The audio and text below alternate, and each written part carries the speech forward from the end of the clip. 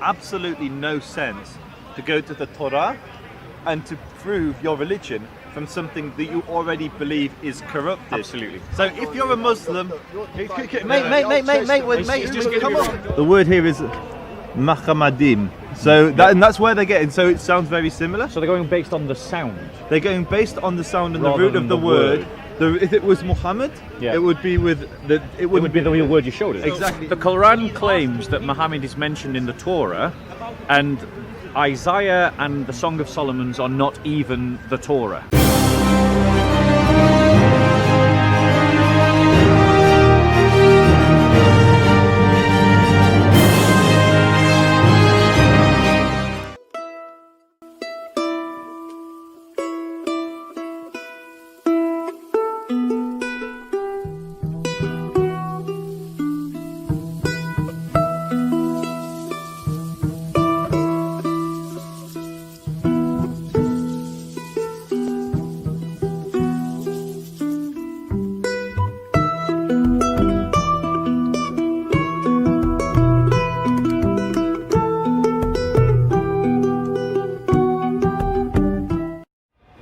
Let me just put my things. Yeah, I would appreciate that. Yeah, of course.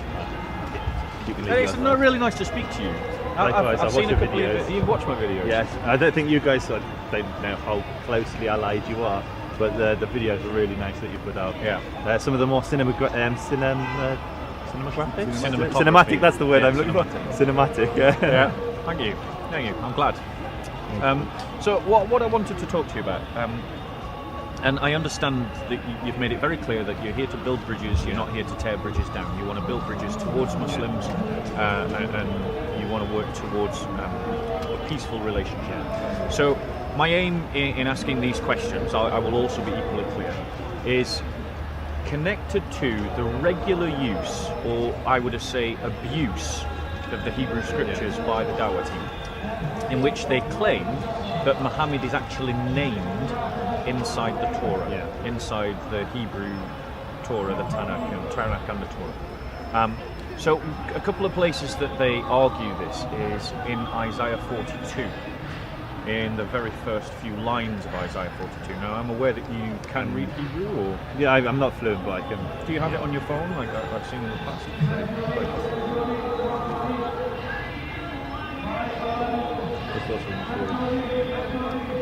They also do it in the Song of Solomon, and I think you're probably more familiar where they do that. Guys, let's do something because of the sound. Okay. Yeah? Okay, so grab me. No, if you go over there. I don't mind walking a bit if you want to go a bit further as well. Like if you want to go behind the green, if you go behind the green barriers, they'll block out the. So that we'll go right way then. That way. If you go over the green barriers will block out the sound of this. This has a horrible. This thing here has a horrible air cord. Here's better. Yeah. So, in Isaiah 42, in the first few lines, we've had a Muslim say that Muhammad is mentioned there. Now, I take it you're pulling up the Hebrew right there. Just do it no way.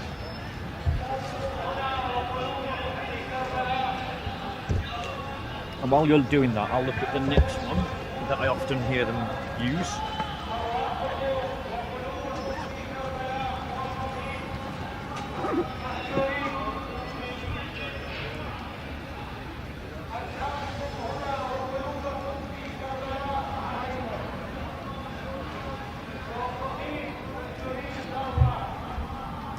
Muhammad in the Song of Solomon.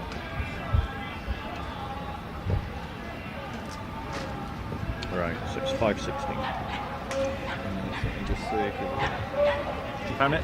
I just want to check something I've written on this before, just to finish my. Okay.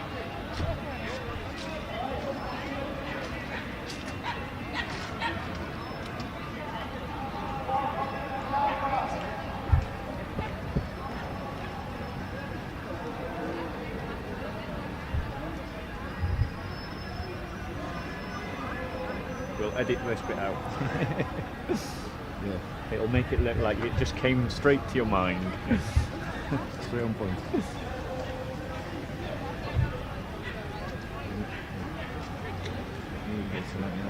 Yeah, what's that? All refreshed.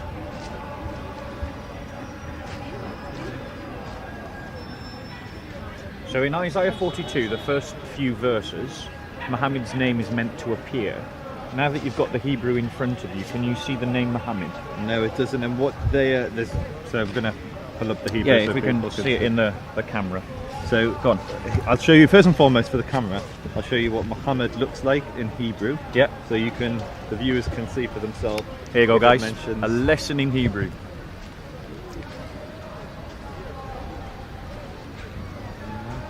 I'd like to come and talk with you later on.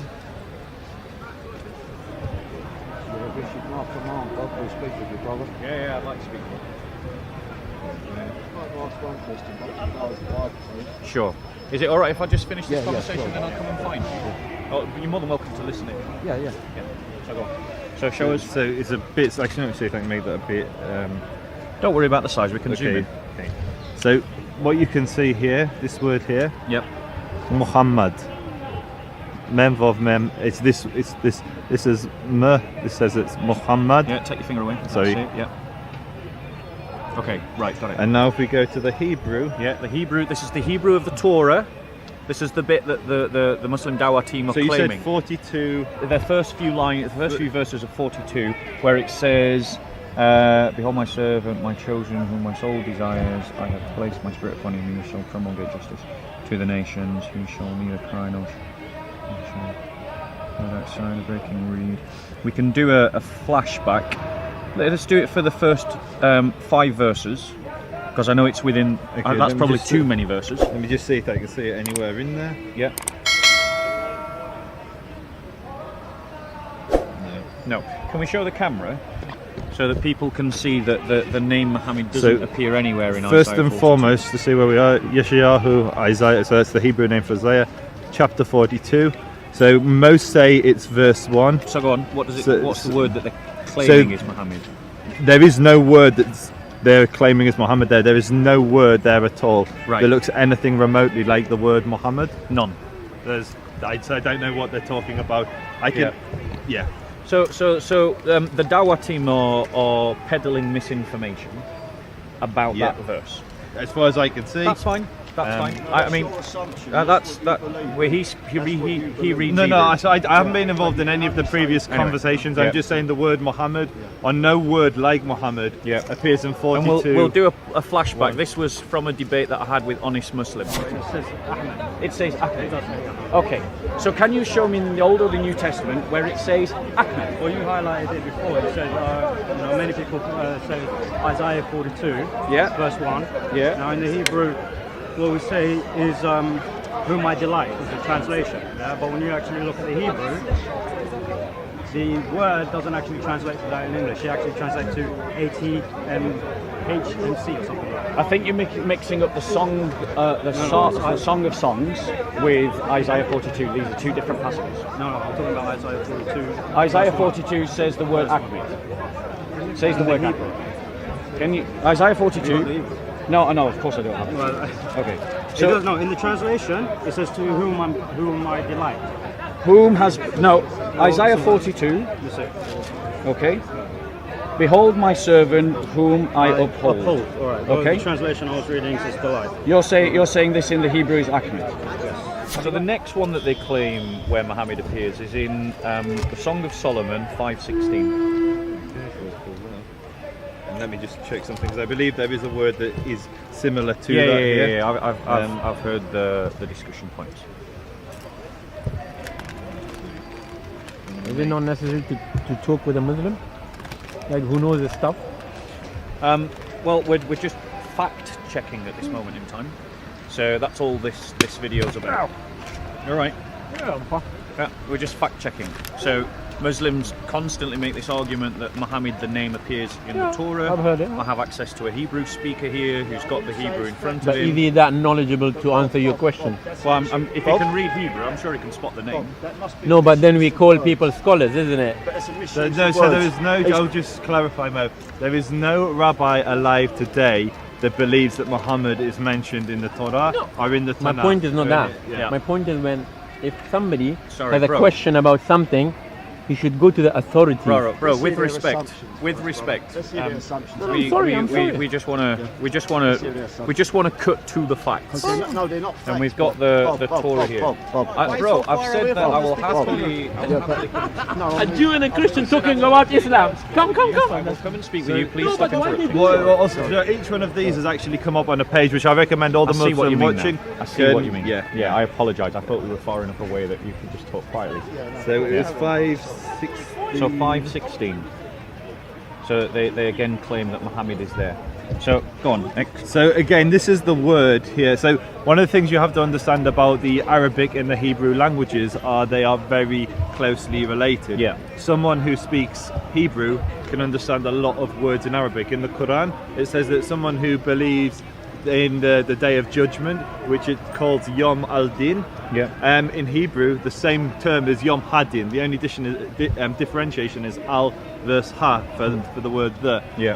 Similarly, you have words like Tahara, pure like Sadaqah. These are all Hebrew words originally. A bit like English and German and English and Danish. There's a lot of words that I hear in Danish that I recognise in English, and I can also get a kind of gist in German.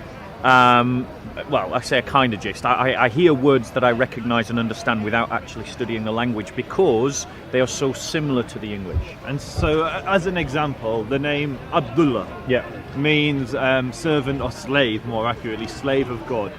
In Hebrew, Allah is one of the names of Hebrew, and Ebed is slaves. And so you have Ebed, depending whether you're Syrian or not, you'll pronounce that word slightly different. But you have the same language. So you have a name that exists in Arabic, which is very similar to Hebrew. Each word has a root, and from that root you have consonants. So can I, my friend, Stop being rude, please. Stop being rude. From those consonants, many other words will be formed. So shalom, which means peace. Shalem means complete. And so you'll have words which interrelate, and so the shadish, the root of Muhammad in Arabic and Hebrew, I assume it's the same, will have multiple meanings. And in Hebrew, and I'll show you here in the text, the word here is Mahamadim. So and that's where they're getting. So it sounds very similar. So they're going based on the sound. They're going based on the sound and rather the root of the word. If it was Muhammad, it would be with the. It would be the word you showed us. Exactly. It would. I mean, you've already got this, but as you can see, it's spelt completely different here. Yeah. There's a vav here. So take the finger away, so we can. Yeah. Muhammad rather than Mahamadim. Right. And so, if the Torah was coming to prophesize, or the Tanakh was coming to prophesize about Muhammad, you would assume it would be very direct and it would actually name the name, rather than alluding to the verse, which read in context makes no sense. And actually, if it's a verse which is praising God, which many people will read it that way, by ascribing Muhammad to that name, you're actually partnering Muhammad with God and saying they're interchangeable, which for a Muslim is very problematic because you're not allowed to make partners with Allah. Absolutely, and the as I understand it, because the false friends exist in other kind of languages. I'm trying to think in terms of a false friend, because I know Spanish and English. And I am literally now just trying to find a false friend. Two words that sound the same but are used completely differently in the two different languages. And the only one that jumps to mind, so it's quite a poor example, I will accept, but it illustrates the point that I think the brother is trying to make, is the word amiga. In Spanish, amiga means my girlfriend or a girl that is a friend.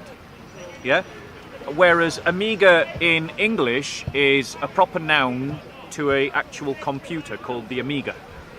These words sound identical, but in English it's a proper noun, and in Spanish it's not a proper noun, it is a adjective. It is an adjective. So is that what you're describing here? That these words sound the same, but really are different? Absolutely. So if similarly, you'll find names in Hebrew which will relate to other gods in pagan society. It doesn't mean that those pagan gods are found in the Torah. It's the commonality and the similarity of language. And Hebrew and Arabic are very, very similar. Is there a Hebrew word that means mouse or to destroy or something. That's very similar to akbar in Arabic. So that's yes. What's the Hebrew word? So mouse, I believe, is akbar. Akbar. I just want to check that though, because my please Hebrew check isn't- it. If it's all right, we'll fact check him while he's studying, because I never know when I'll get to speak to this guy again. So, and while he's doing that, go on. So here's the word, and it says akbar. Yeah. So Zoom in.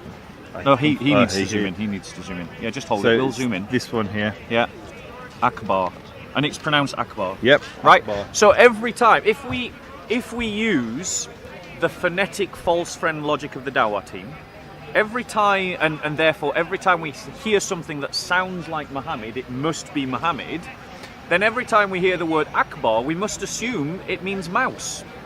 Now, obviously, this is nonsense. This is not the point the brother's trying to make, because I'm sure as a linguist he appreciates the differences in languages. I'm someone who knows multiple languages, and I wouldn't make that point either, because I understand what a false friend is. Just because two words sound the same doesn't mean they are the same. So in the same way that Muslims aren't crying out, Allah is a mouse, they aren't crying that, they're shouting that Allah is great. Yeah? In the same way, just because something sounds like Muhammad doesn't mean that it's Muhammad. I don't think I'd actually If go anything one you want to further. add to Yeah, that, the thing or- I would, if you believe that the Torah is tarif, is corrupted as a Muslim, Yeah. it makes absolutely no sense to go to the Torah and to prove your religion from something that you already believe is corrupted. Absolutely. So if you're a Muslim, mate, just come on. The Old Testament. Keep going, bro. Bob Keep believes going. another. Don't invite him in. I'm going to go and talk to this heckler soon. I'll go. He'll have his day in court. You continue. You continue. So No, it doesn't. my point is, if you're a Muslim and you believe the Torah hasn't been corrupted, then Mazel Tov. Verify and validate your own religion all you like from my religion. I'm happy with Yeah. that. If you believe my religion hasn't been corrupted and you want to say, look, my book talks about Abraham and your book talks about Abraham, isn't that great? Fantastic. If you think my book has been contaminated and corrupted, why on earth would you use it to try and validate and verify your own religion? Yeah. And this is one of the things I really don't get. And what it becomes selective. Then you start saying, well, the bits that validate my religion, they're kosher, they're halal. Yeah. But the bits that don't validate my religion, like which of the sons was sacrificed, Yeah. well, then that's corrupted. Yeah. It's like, who are It's you a to decide? subjective Exactly. reasoning, isn't it? And It's like it's self-validating reasoning that isn't objective, because they launch the same criticism against Christians, and the reality is that there's absolutely no evidence at all. None has been provided of an Islamic Injil. No evidence. It's just a claim in the Quran, unsubstantiated. It's floating around in the Ephira with nothing to concrete to history. And same with their accusations of the Torah. There's absolutely no evidence of a Islamic Torah. It's a claim that he's made. It hangs there in the Ephira, and there's zero evidence to link it to history. And if you go further than But am I right in understanding that Isaiah and the Song of Solomon's are not properly the Torah? So yeah, you have basically the prophets and the 5 books of Moses. Right, yeah. So which one's the collectively, all of them are often referred to as Torah, but Yeah. technically, I have a question. One second. Why don't you ask him what he believes about Jesus? 1 second. we can do that. But he probably knows my belief in He Jesus. even denies Jesus. Within technically That's logic, isn't the it, Torah but is the 5 books of Moses. Yeah. Anything that came later is collectively called the Tanakh, but it's the prophets and the writings. Right. So the Quran claims that Muhammad is mentioned in the Torah, and Isaiah and the Song of Solomon's are not even the Torah. This is kind of baffling logic, I find. So thank you so much for clarifying those points. As far as I'm concerned, if there's anything more you want to add, I'll let you say, and then if you want to move on to another topic, I'd like to. So one final thing which I would like to say to the Muslims.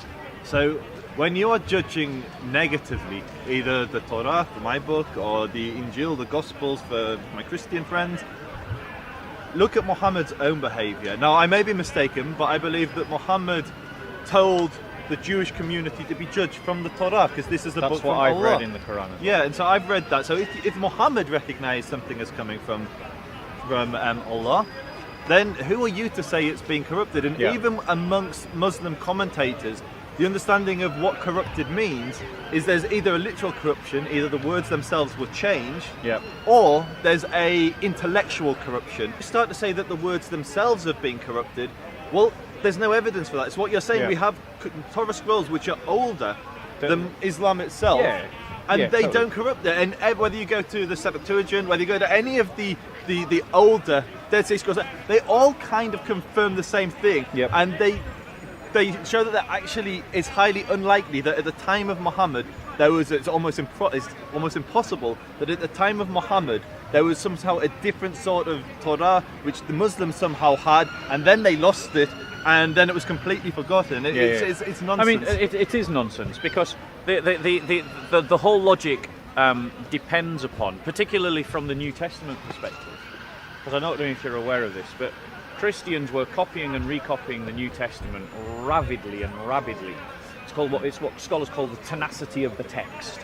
So, Christians were meeting someone with a text and they were copying it down, and then they were taking it back home, and then other Christians would see that they've got a copy of the text and they would copy it, and then they would take it somewhere else. And everyone was just copying, and there was no central control. Which explains why there are so many variants between the texts, which there most certainly are. But for someone to corrupt that text to such a degree that the original Islamic message is lost, and then the text that we have it as it is today, which is actually more uniform than different, requires that someone would be able to take control of every single manuscript that this subversive, persecuted community made, and then rewrite it very early. This is all very early, and then impose a new doctrine onto this first community. And they had to do that incredibly quickly. And there's just no historical evidence for that claim whatsoever. So from my point of view, and I'm only speaking for myself, the Quran is making claims, and Muslims are making claims that are counterfactual to the evidence. And if the Quran is making claims that are counterfactual and Muslims are making claims that are counterfactual, either one or both is wrong. If the one is wrong and the other is right, then there needs to be some kind of reformation in the understanding of Islam. If the other is wrong and the further is right, you can't. If the Quran is wrong, then the Muslim scholars also have to be wrong. But if the Quran is wrong, then it's not from Allah. I'll leave it to you to decide. We're going to reenact the handshake because JC didn't get it on the first time. So there you go. There's a handshake. Thank you very much. Well, did you get it as well? Yeah. Thank you. Yeah. Thank you. God bless you.